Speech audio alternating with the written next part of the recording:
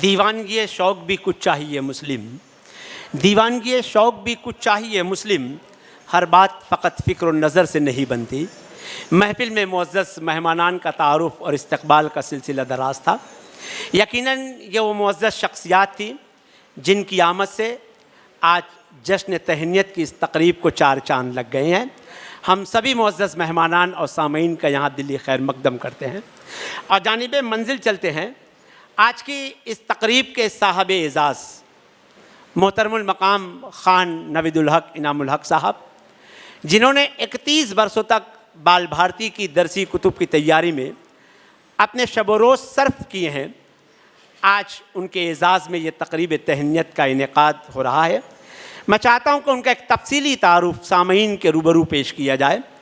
इसके लिए हमारे बाल भारती उर्दू व फ़ारसी लसानी कमेटी के अहम रुकन डॉक्टर नासिरुद्दीन अंसार साहब को इन मिसरों के साथ आवाज़ दे रहा हूँ कि यहाँ आए और नवीदुल हक़ साहब का तफ़सीली तारुफ़ पेश करें कि देख सकती है चश्मदाना ही, देख सकती है चश्मदाना ही, लफ्ज़ से रोशनी निकलती है।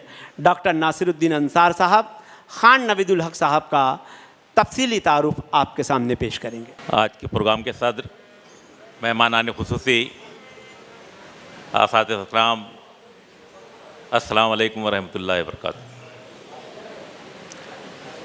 आज जिस शख्सियत की तारुफ़ या परिचय के लिए मुझे कहा गया है, उसकी ज़िंदगी तो इतनी खुली किताब है कि हर शख्स उसको जिस एंगल से चाहे पढ़ सकता है।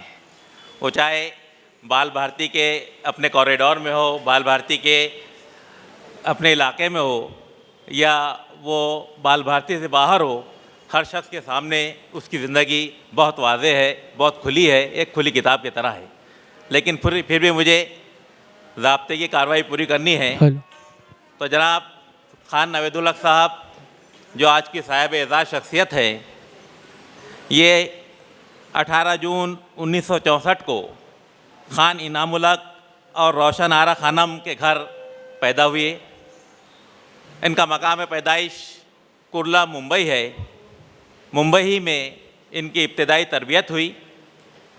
उनके वालिद साहब ख़ान इनामुल हक़ साहब रॉयल नेवी में जॉब करते थे। साबिक फ़ौजी की हैसियत उन्हें हासिल थी। स्वतंत्रता सेनानी जिन्हें कहा जाता है, उनके तौर पर उन्हें एज़ाज़ हासिल था। वालिदा खातून खाना यानी हाउस वाइफ थी, जिन्होंने ख़ान नवीदुल हक़ की बेहतरीन तरबियत में नहायत सलीके से तरबियत की और अपना बेहतरीन किरदार अदा किया। ख़ान साहब की तालीम का सिलसिला BMC स्कूल से शुरू हुआ। बॉम्बे की म्यूनिसिपल कॉरपोरेशन के स्कूल में ख़ान साहब की इब्तदाई तालीम हुई। फिर आप मज़ीद तालीम के लिए अंजुमन इस्लाम में दाखिला किया गया। उसके बाद महाराष्ट्र कॉलेज में आपने ग्रेजुएशन किया और पोस्ट ग्रेजुएशन के लिए मुंबई यूनिवर्सिटी का रुख किया। इस तरह ख़ान साहब की तालीम BMC के स्कूल से शुरू होकर मुंबई यूनिवर्सिटी के आला दर्जे तक पहुंची। उसके बाद वहाँ से आपने MA B.Ed किया, LLB किया, अलग से सेंट्री इंस्पेक्टर और इलेक्ट्रिशियन का डिप्लोमा भी किया। अब मैं ख़ास मुद्दे की तरफ आता हूँ कि ये अगस्त का जो महीना होता है, हमारे भारत की तारीख़ में उसकी बड़ी अहमियत है।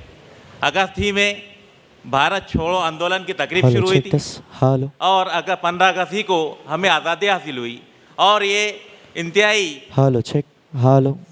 इंतहाई हुस्न इत्तेफाक है कि ख़ान नवीदुल हक़ साहब ने भी 1 अगस्त 1991 को बाल भारती ज्वाइन किया और आज 31 साल उन्हें होने को आए हैं। और अगस्त की ये तारीख़ अहमियत में उन्होंने भी अपनी तरफ से इजाफा कर दिया है।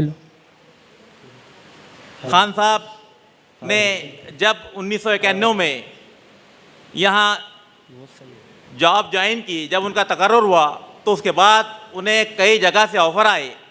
लेकिन फ़ारसी के एक शायर कहानी का मशहूर मिसरा है कि रस्म आशिक नेस बा एक दिल दो दिलबर दाश्तन।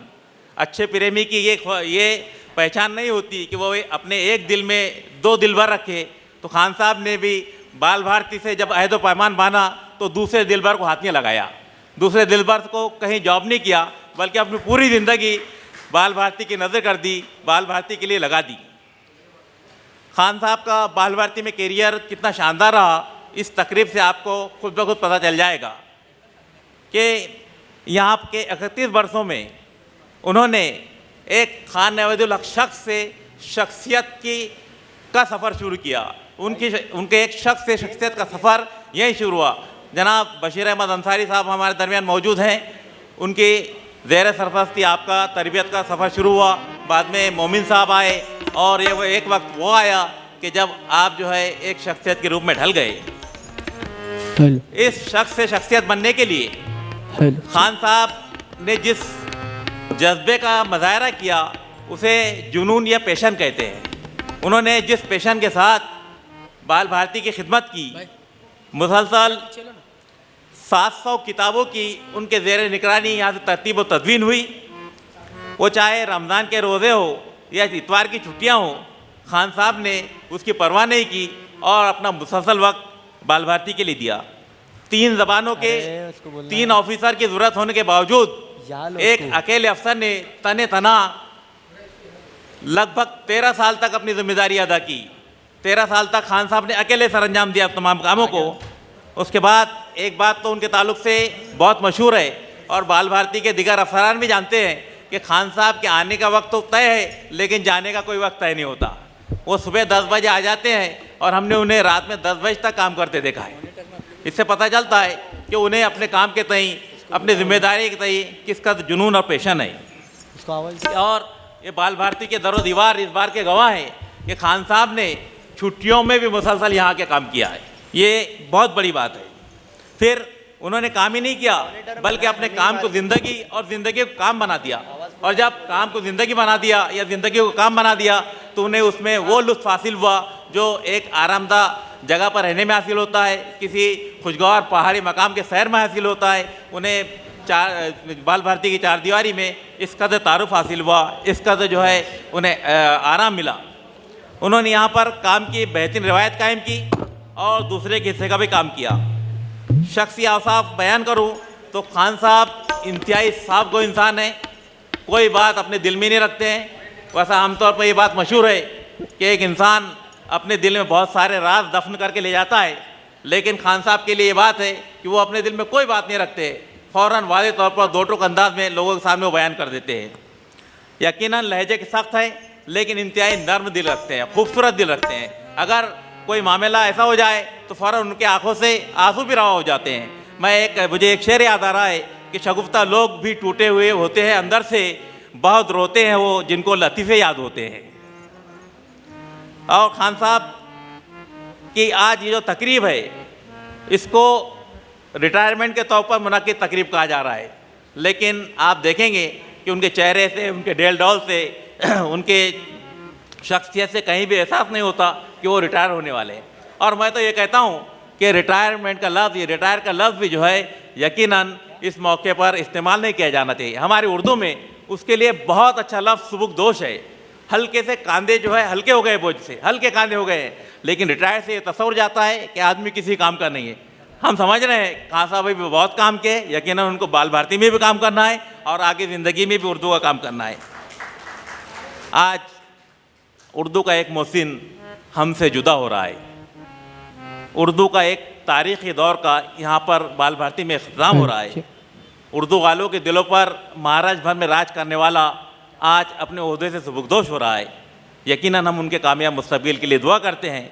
आज महाराष्ट्र भर के लोग मगमून हैं, मैं मगमून हूँ, आपके दिल में भी गम है। खान साहब जा रहे हैं और यही उनकी बड़ी कामयाबी है कि वो अपनी शख्सियत का एक तासुर छोड़कर हमारे दरमियान से जा रहे हैं।